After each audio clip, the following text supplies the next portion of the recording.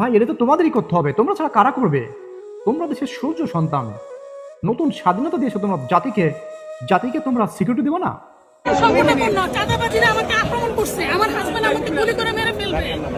Please help me. আপনার হাজবেন্ডকে আপনাকে গুলি করে আমার হাজবেন্ডকে আমাকে গুলি করে মেরে ফেলবে যে কোনো মুহূর্তে। 80 লক্ষ টাকা চাঁদা চাইছে। কেন ওনার পরিচয় কি? উনি কি প্রুফ আছে?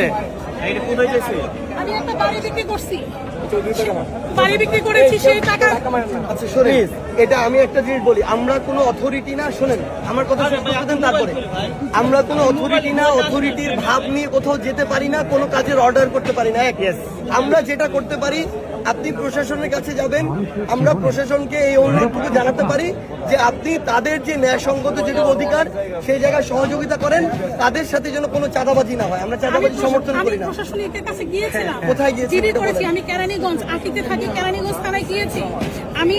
জিডি ওনারা আমাকে বলছে, আমি বলছি জিডি করলে হবে না, আমি বাসায় থাকতে পারতেছি না, আমাকে রাস্তায় রাস্তায় থাকতে হচ্ছে। একজন মানুষ কতটা নিরাপত্তাহীনতায় ভুগলে সে একজন সমন্বয়কের কাছে, একজন মহিলা সমন্বয়কের কাছে সশরীরে হাজির হয়, এসে রিকোয়েস্ট করে, বাবা আমাদের বাঁচাও, 80 লক্ষ টাকা জমি বিক্রি করেছি বা বিল্ডিং বিক্রি করেছি, সেই 80 লক্ষ টাকাই নিয়ে যাবে, আমাদের আমাদের হত্যা করে ফেলবে, মেরে ফেলবে। পুলিশের কাছে গেছে, পুলিশ জিটি নিয়ে বসে আছে।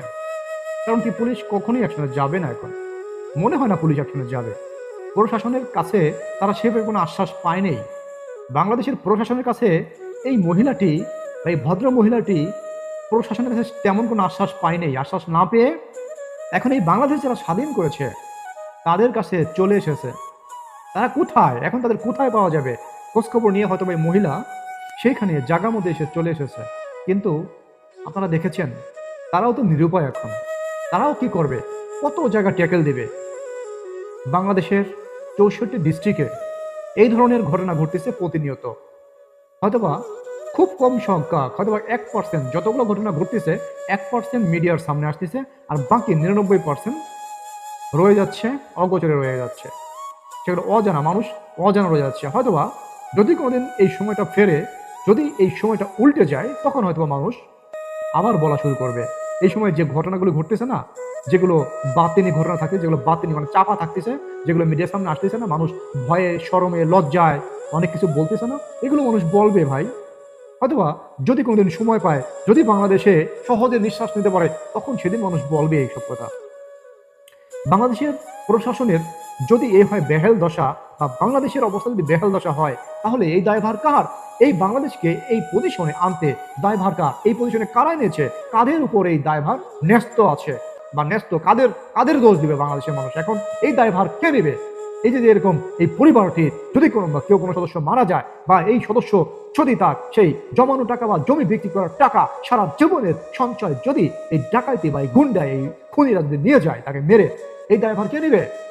প্রধানমন্ত্রী শেখ হাসিনা নেবে, না বর্তমান সরকারে যারা আছে তারা নেবে? এই বর্তমান এই যে 5ই আগস্টের পরে, হ্যাঁ, এই যে যতগুলো হত্যাকাণ্ড হয়েছে, দেশে যে নৈরাজ্যকর পরিস্থিতির সৃষ্টি হয়েছে, বা নৈরাজ্য দেশকে একদম জাহান্নাম বানিয়ে ফেলেছে, দোজখানা বানিয়ে ফেলেছে, এই দেশটাকে একদম রসাতলে নিয়ে গেছে, এই দায়ভার কার? এই যে হাজার হাজার মানুষ খুন করেছে, যারাই খুন করুক, এই দায়ভার কার? এই দায়ভার কি বাংলাদেশ সরকার, এই বর্তমান যে সরকার আছে, তারা কি এই দায়ভার থেকে পরিত্রাণ পেতে পারে? বা তারা কি বলতে পারে না আমরা এই দায়ভার নিতে পারবো না, প্রশাসন ছিল না মাঠে, পুলিশ ছিল না মাঠে, আমরা কি করবো? একথা বললে কি হবে? একথা বললে শুনবে মানুষ? প্রশাসনের কাছে বিনীতভাবে রিকোয়েস্ট করি, প্রশাসনের কাছে বিনীতভাবে রিকোয়েস্ট করি, আপনারা ঘুমায় আছেন, আপনারা জাগুন, আপনারা সজাগ হন, আপনারা দেশের মানুষের সিকিউরিটি দেন। আপনাদের দায়িত্ব, পবিত্র দায়িত্ব, দেশকে রক্ষা করা, দেশের মানুষকে সিকিউরিটি দেওয়া। আপনারা এই কাজটা করেন, এই কাজটা করেন। সবাই মিলে যান, যৌথ বাহিনীর অভিযান চালান, চরমভাবে অভিযান চালান। হ্যাঁ, যুদ্ধে নেমে যান ভাই, মানুষদের বাঁচান, যারা অসহায় দুর্বল মানুষ, এদেরকে বাঁচান, আপনারা বাঁচান। সেফ থাকতে চায় মানুষ, নিরাপদে জীবনযাপন করতে চায়। মানুষের অনিশ্চিত ভবিষ্যৎ এখন বাংলাদেশের মানুষ দেখতে পাচ্ছে, এটা দেখতে চায় না। প্রিয় অডিয়েন্স, আপনাদের কাছে বিচার দিলাম, এই ধরনের প্রবলেম বাংলাদেশ কিভাবে সলভ করতে পারে, আপনারা কমেন্ট বক্সে জানিয়ে যাবেন। আর এই ভিডিওর মাধ্যমে যদি কোনো কথায় খারাপ লেগে থাকে, ক্ষমা সুন্দর দেশে দেখবেন। সবাই ভালো থাকবেন। সালাম আলাইকুম।